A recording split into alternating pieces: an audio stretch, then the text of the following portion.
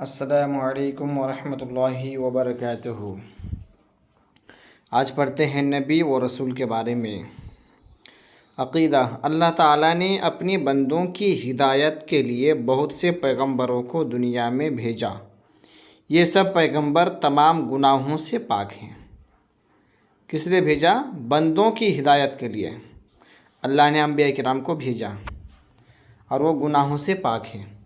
اور اللہ تعالیٰ کے بہت ہی نیک بندے ہیں۔ اللہ تعالیٰ کے سب پیغمبروں کا یہی کام ہے کہ وہ اللہ تعالیٰ کے پیغام اور اس کے احکام کو بندوں تک پہنچاتے ہیں، ہے نا۔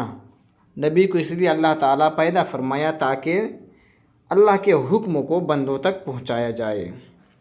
اللہ تعالیٰ نے ان پیغمبروں کی سچائی ظاہر کرنے کے لیے ان کے ہاتھوں پر ایسے حیرت اور تعجب میں ڈالنے والی چیزیں ظاہر فرمائیں جو بہت ہی مشکل اور عادت کے خلاف ہیں، جو دوسرے لوگ نہیں کر سکتے۔ ان چیزوں کو معجزہ کہتے ہیں۔ اللہ نے انبیاء کرام کو کیا دے کر بھیجا؟ تاکہ لوگ نبی مانیں۔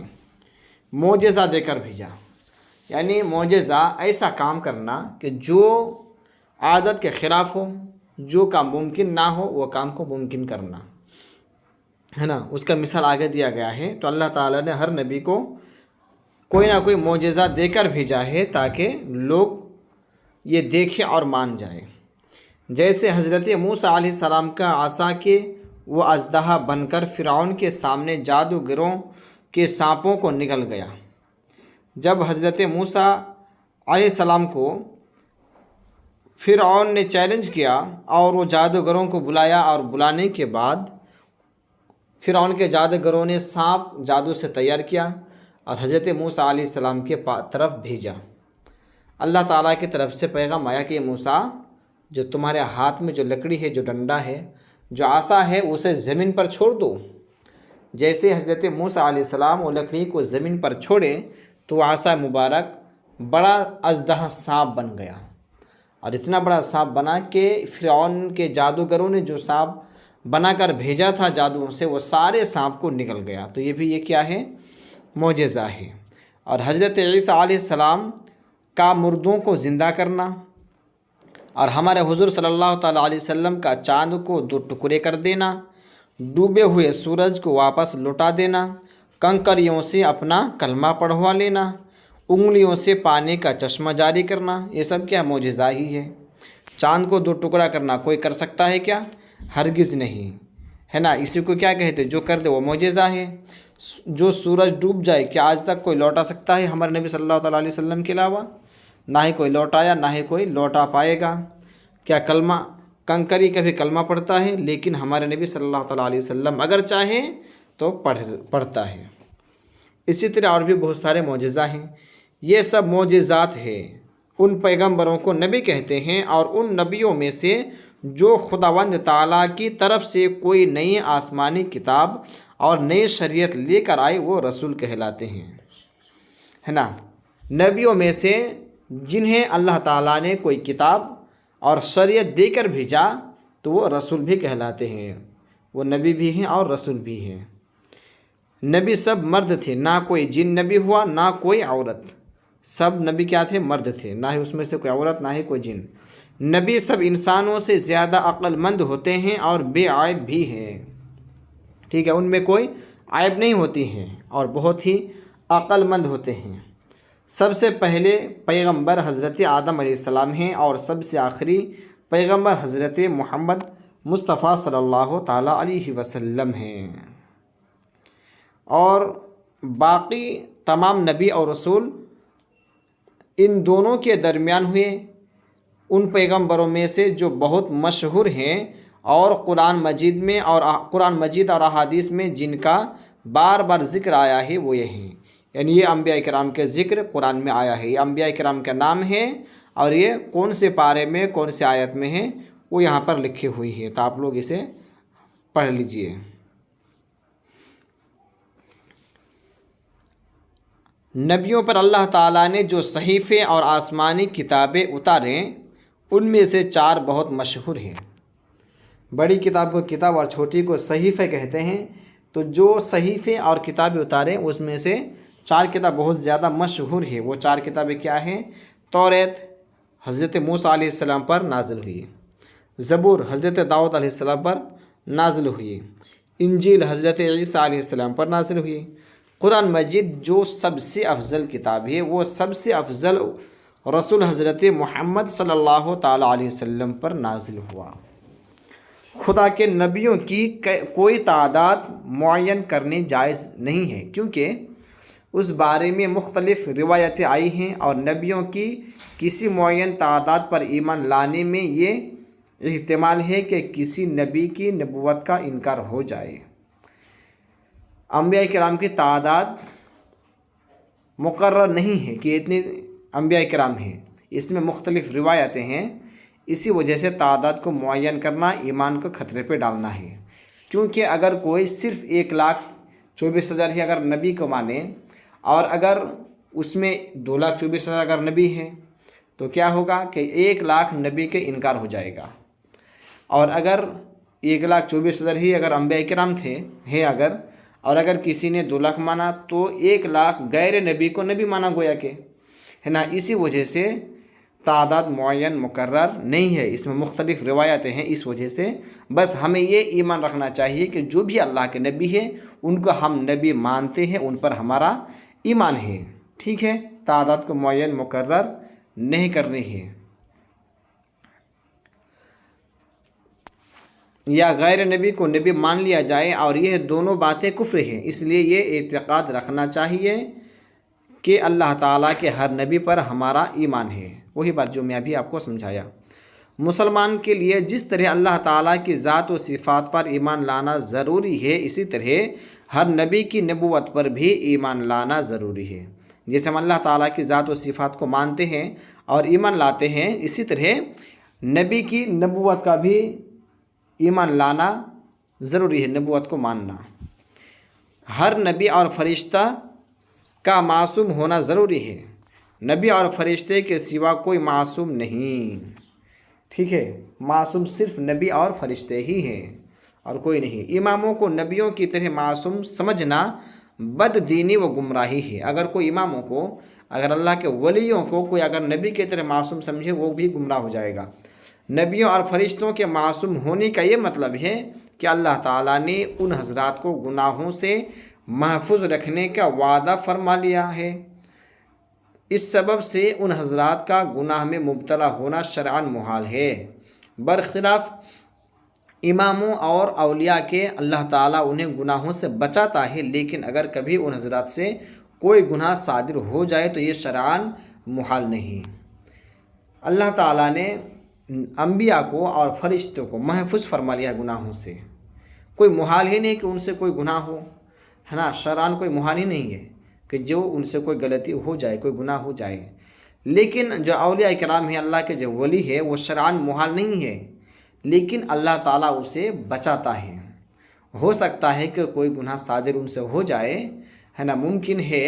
और अंबिया किराम के बारे में मुमकिन ही नहीं कि कोई गुनाह हो उनसे। औलिया किराम के बारे में मुमकिन है कि हो सकता है। इसलिए अंबिया किराम के बराबर कोई भी औलिया नहीं हो सकते। अल्लाह ताला ने पैगंबरों पर शरीयत के जितने अहकाम तबलीग के लिए नाजिल फरमाई, उन पैगंबरों ने उन तमाम हुक्मों को खुदा के बंदों तक पहुंचा दिया। अल्लाह ताला ने जो भी नबी को जो भी पैगाम दिया, वो सारे पैगामात अपनी अपनी उम्मतियों को पहुँचाए। जो शख्स ये कहे कि किसी नबी ने किसी हुक्म को तक़िया यानी खौफ की वजह से या और कोई वजह से छुपा लिया और खुदा के बंदों तक नहीं पहुंचाया, वो काफिर है। अगर कोई कहेगा कि कोई नबी इंसान के या जालिम बादशाह के डर से अल्लाह ताला का ये पैगाम नहीं पहुंचाया, तो फिर वो क्या हो जाएगा? काफिर हो जाएगा। हज़रत अंबिया अलैहिस्सलाम के जिस्मों का बर्स व जज़ाम वग़ैरह ऐसे अमराज से जिससे नफ़रत होती है पाक होना ज़रूरी है। यानी जो अंबिया किराम थे उनके जिस्म में कोई भी ऐसी बीमारी नहीं थी जो जिन बीमारियों से लोगों को नफ़रत होती है। अल्लाह ताला ने अपने नबियों ख़ासकर हुज़ूर ख़ातिमुन नबीयीन सल्लल्लाहु तआला अलैहि वसल्लम को बहुत सी गैब की बातों का इल्म अता फरमाया। यहाँ तक कि ज़मीन व आसमान का हर ज़र्रा, हर نبی کی نظروں کے سامنے ہے، مگر حضرت انبیاء علیہ السلام کا یہ علم غیب اللہ تعالیٰ کے عطا فرمانے سے ہے۔ اللہ تعالیٰ نے انبیاء کرام کو غیب کا علم بھی عطا کیا، ٹھیک ہے۔ زمین آسمان کے بارے میں یہ ساری چیزیں انبیاء کرام کی، بالخصوص ہمارے نبی صلی اللہ تعالیٰ علیہ وسلم کی نگاہوں کے سامنے ہے نا۔ تو کس کی طرف سے؟ یہ اللہ تعالیٰ کی طرف سے، اللہ تعالیٰ کی دینے سے یہ علم عطا ہے، لہٰذا ان کا علم عطائی ہوا، اور اللہ تعالیٰ کا علم کا عطائی ہونا محال ہے، کیونکہ اللہ تعالیٰ کا کوئی کمال کسی کا دیا ہوا نہیں ہو سکتا، بلکہ اللہ تعالیٰ کا علم اور اس کا ہر کمال ذاتی ہے نا۔ اگر کوئی شخص یہ کہے کہ جیسے اللہ تعالیٰ کا علم ہے ویسا ہی نبی کا علم ہے، اگر کوئی یہ کہے کہ نبی کو بھی ذاتی علم ہے معاذ اللہ، تو پھر وہ انسان کافر ہو جائے گا۔ ہمارے نبی صلی اللہ تعالیٰ علیہ وسلم کو علم غیب ہے، لیکن اللہ تعالیٰ کی عطائی سے ہے۔ اللہ تعالیٰ نے علم عطا کی تو اس سے ہمارے نبی صلی اللہ تعالیٰ علیہ وسلم کو علم غیب ہے، اور اللہ تعالیٰ کو اپنی ذاتی علم ہے، اسے کوئی اسے علم نہیں دیا، سب سے بڑا وہی ہے نا۔ وہ ہمیشہ سے ہی اور ہمیشہ رہے گا، ساری طاقتیں، ساری قوتیں، ساری چیزیں اسی نے پیدا کی، اسی کے دی ہوئی سے ہیں۔ اللہ تعالیٰ اور نبیوں کے علم غیب میں ایک بہت بڑا فرق تو یہی ہے کہ نبیوں کا علم غیب عطائی اللہ کا دیا ہوا ہے، اور اللہ تعالیٰ کا علم غیب ذاتی ہے، یعنی کسی کا دیا ہوا نہیں ہے۔ بہت بڑا یہ فرق ہے، اللہ کا ذاتی علم ہے، اور نبی کا علم اللہ تعالیٰ کی عطائی سے ہے۔ کہاں عطائی اور کہاں ذاتی، دونوں میں بڑا فرق ہے۔ جو لوگ انبیاء بلکہ حضرت سید الانبیاء صلی اللہ تعالیٰ علیہ وسلم کے مطلق علم غیب کا انکار کرتے ہیں، وہ قرآن کی بعض آیتوں کو مانتے ہیں اور بعض آیتوں کے ساتھ کفر کرتے ہیں۔ جو یہ کہتا ہے کہ حضور صلی اللہ تعالیٰ علیہ وسلم کے علم غیب نہیں ہے، وہ کیا کرتے ہیں؟ قرآن کے کچھ آیتوں کو مانتا ہے اور کچھ آیتوں کو نہیں مانتا۔ جو قرآن کے آیتوں کو نہیں مانے گا وہ کیا ہو جائے گا؟ وہ پھر کافر ہو جائے گا۔ اب آگے دیکھیے، قرآن مجید میں دونوں قسم کی آیتیں ہیں۔ بعض آیتوں میں یہ ہے کہ خدا کے نبیوں کو علم غیب حاصل ہے، جو خدا کے نبی ہے ان کے علم غیب کیا ہے؟ حاصل ہے۔ اور بعض آیتوں میں یہ ہے کہ اللہ تعالیٰ کے سوا کسی کو بھی علم غیب نہیں ہے۔ کچھ آیتیں ایسی بھی ہے جس میں یہ لکھے ہے کہ اللہ تعالیٰ کے علاوہ کسی کو بھی علم غیب نہیں ہے۔ اب آگے دیکھیں، بلا شبہ یہ دونوں آیتیں حق ہیں، اور ان دونوں آیتوں پر ایمان لانا ہر مسلمان کے لیے ضروری ہے، اور ان دونوں آیتوں میں سے کسی کا بھی انکار کرنا کفر ہے نا۔ اگر دونوں آیتوں میں سے کسی کا بھی انکار کرے گا تو کافر ہو جائے گا، کیونکہ قرآن کے ہر آیت، ہر لفظ پر ایمان لانا ضروری ہے۔ جہاں جہاں قرآن میں ہے کہ نبیوں کو علم غیب حاصل ہے، اس کا یہ مطلب ہے کہ نبیوں کو خدا کے عطا فرمانے سے غیب کا علم حاصل ہے۔ جہاں پر یہ بات ہے کہ اللہ کے نبیوں کو علم غیب ہے، اس کا مطلب کیا ہوگا؟ کہ اللہ تعالیٰ کی عطائی سے علم غیب ہے۔ اور جہاں جہاں قرآن میں یہ ہے کہ اللہ تعالیٰ کے سوا کسی کو بھی علم غیب نہیں ہے، اس کا یہی مطلب ہے کہ بغیر اللہ تعالیٰ کے بتائے ہوئے کسی کو بھی کسی چیز کا علم غیب حاصل نہیں ہے۔ جہاں پر یہ بات لکھی ہوئی ہے کہ اللہ کے علاوہ کسی کو بھی علم غیب نہیں ہے نا، اس کا مطلب کیا ہے؟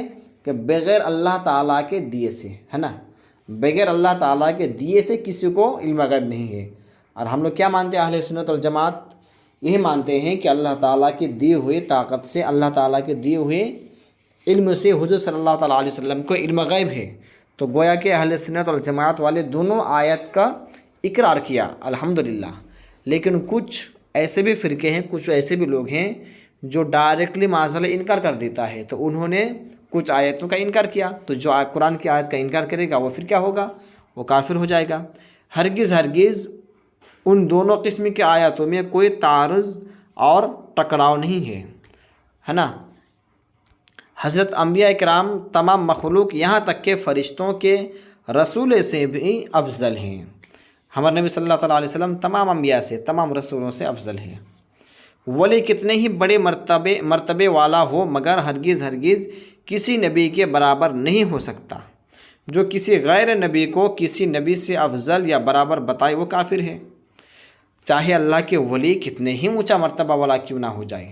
اللہ کے ولیوں میں سب سے زیادہ مرتبہ والا حضور غوث اعظم ہے، لیکن ہمارے نبی صلی اللہ تعالیٰ علیہ وسلم یا پھر کوئی بھی نبی کے برابر نہیں پہنچ سکتے۔ نبی کا مرتبہ کچھ اور ہے اور اللہ کے ولیوں کا مرتبہ کچھ اور ہے۔ اللہ کے ولیوں کا بھی مرتبہ بہت ہی اونچا ہے، لیکن ان سے کئی گنا زیادہ انبیاء کرام کے رتبے ہیں، ہے نا؟ تو کوئی بھی اللہ کے ولی انبیاء کرام کے رتبے تک نہیں پہنچ سکتے ہیں۔ اور اگر کوئی غیر نبی کو کوئی نبی سے اگر افضل سمجھے تو وہ بھی کیا ہوگا؟ کافر ہو جائے گا۔ جیسے سب سے افضل و اعلیٰ ہمارا نبی، اگر ہمارا نبی صلی اللہ تعالیٰ علیہ وسلم سے افضل کسی اور نبی کو سمجھے تو وہ کیا ہوگا؟ وہ کافر ہو جائے گا۔ اس لیے ابھی یہ سبق غور سے پڑھنا ہے اور سمجھنا ہے، کیونکہ یہ بہت ہی امپورٹنٹ بات ہے، نہیں تو یہ سب باتوں میں کتنے لوگوں کا ایمان خراب ہو جاتا ہے، ایمان سے وہ ہاتھ دھو بیٹھتا ہے۔ اللہ کی بارگاہ میں دعا ہے ہم سب کے دلوں پر حضور صلی اللہ تعالیٰ علیہ وسلم کی سچی پکی محبت عطا فرمائے، اور ان سب باتوں پر عمل خیر کی توفیق عطا فرمائے، علم نافع عطا فرمائے۔